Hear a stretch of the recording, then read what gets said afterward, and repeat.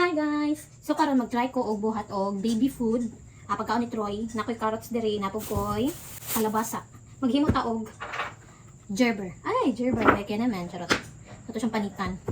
Karon pahinuon ko naguna-unag ng ani no nga. Paano si Troy? 8 months. Try lang. Hindi ko ta kung ing ani no, kanang hassle lang siya sa time. Try na ko kung makaya na ko. Yung timing kayo, kanang palit mo og kanang grinder, kanang pang grinder sa pagkaon. Sa na? Food processor. Kay mag-business unta namin og kuan kanang chili garlic sa dihang. Wala gyud na dayon-dayon. So, ang katong akong gipalit nga kani, munang akong gamiton. Kani siya. Tawag ani? Sa mini food processor. Makandugmok siya og mga garlic, pwede po siya meat. Pwede siya mga carrots, yan eh. Try natin siya, i-try.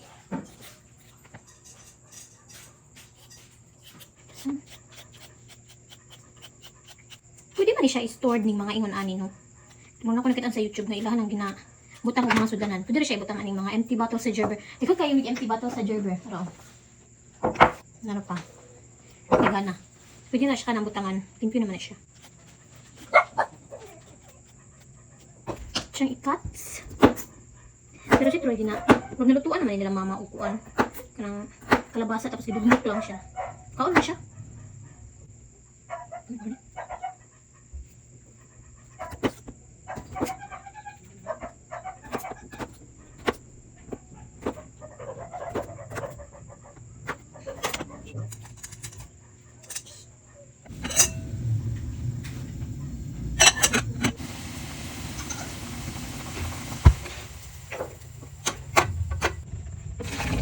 Nita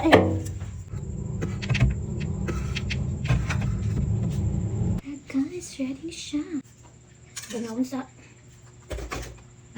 gulan na tubig niya, distilled. Tapos gatas gamay.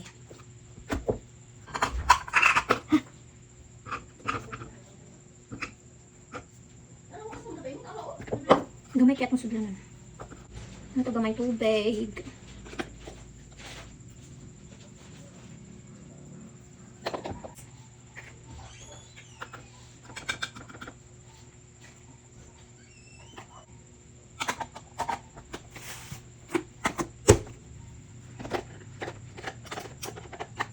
Guys,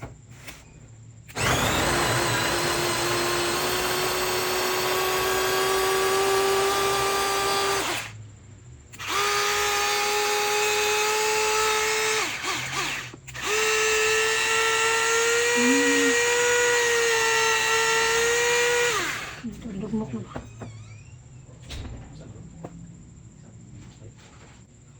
Pa kayo.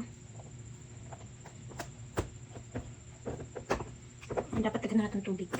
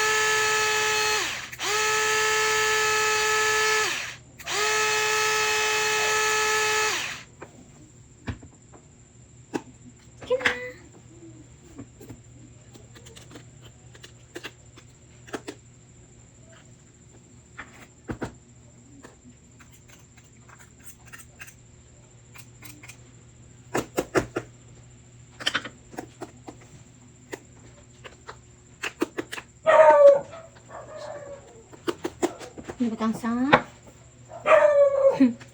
garapon ni Troy.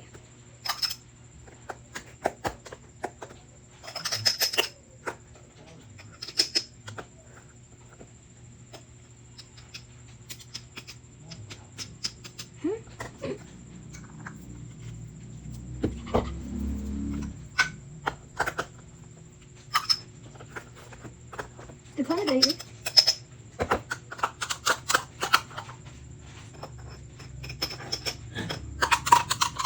Gagnan ako ang distill. Ano kasi sabaw?